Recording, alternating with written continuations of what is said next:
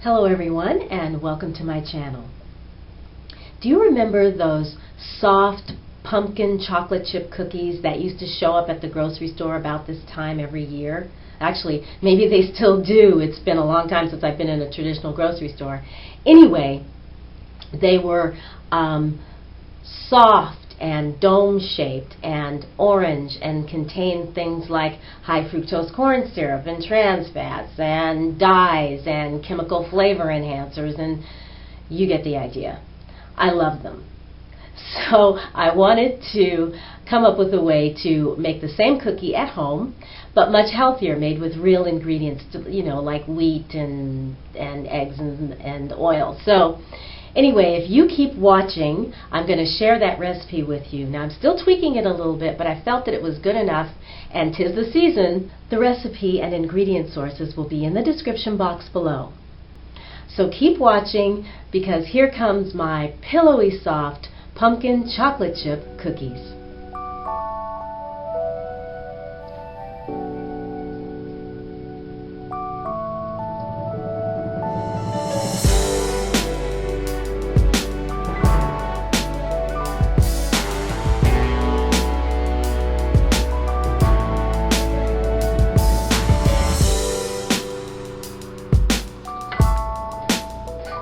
Okay, so I've already mixed the eggs and sugar together.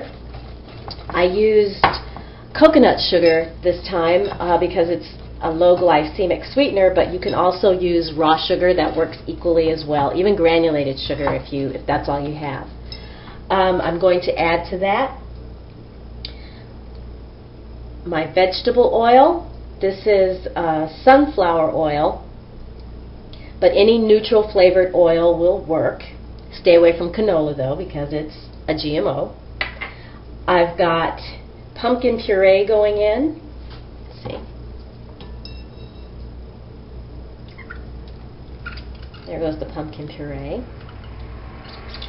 By the way, I'm going to put the whole recipe on in the description bar, but today I'm only making half because I'm almost out of my organic sprouted flour.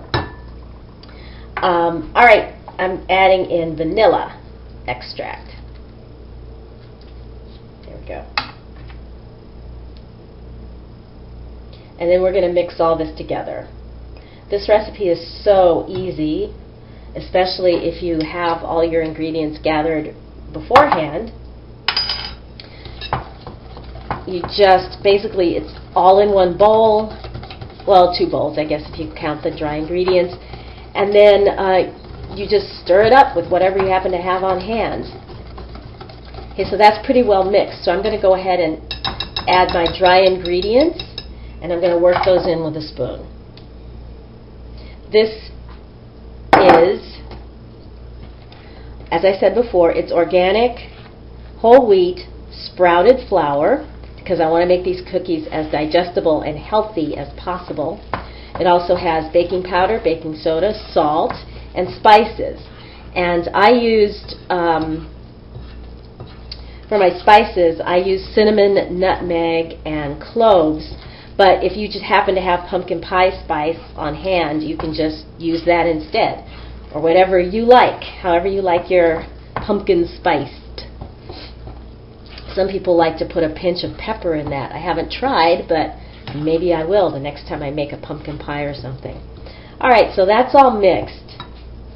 And as you can see, the consistency is pretty wet. It's pretty loose, but that's okay, because these cookies, we want them to really lift and be almost like cake.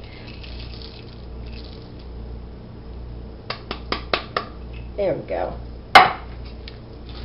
That was chocolate chips, and they are semi-sweet, and I rough chopped them a little bit because I wanted to have varying sizes of chocolate bites in the cookies. And these chips are dairy-free, they're gluten-free, and that makes, and they're corn-free. How could I forget that? Most important thing there, yes, they are corn-free. So as is the vanilla. This is a corn-free organic vanilla. And that's it. Now I'm going to put these on a cookie sheet. So I'll grab a cookie sheet and then we'll get these in the oven. I've used a tablespoon to measure about a spoonful of the dough and I'm dropping it on the cookie sheet, a few inches apart. They're going to spread a little bit, but not a whole lot. Okay. Yeah, if you don't like using your fingers, I guess you could use a spatula, but this is just easier. Alright, so I'm going to finish getting all the cookies on the cooking sheet, and then I'll show you the last step before we put it in the oven.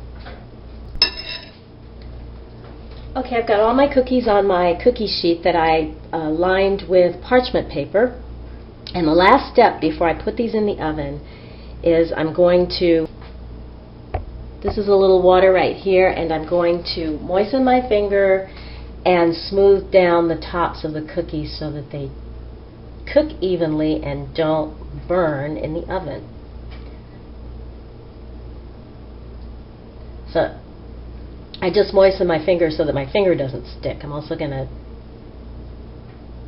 shape them a little better if they are not shaped the way that I would like them to be shaped. See? It's just, they're little peaks on the top, so I just want to smooth those down, set them more in a round cookie shape. Okay, so I'm going to finish doing this, and when I'm done, I'm going to put these into a preheated 325-degree oven, and they're going to bake for about 16 minutes, and then I'll come back when they're all done. Sometimes oven times can vary, and also depending on your flour, but 16 minutes turned out to be absolutely the perfect cooking time for these. You can tell that they spring back when you touch them lightly, and they're cooling right now, otherwise I'd be diving in, but there is a close-up look so you can see the texture. So I'm going to let these cool for a bit, and then I'm going to taste.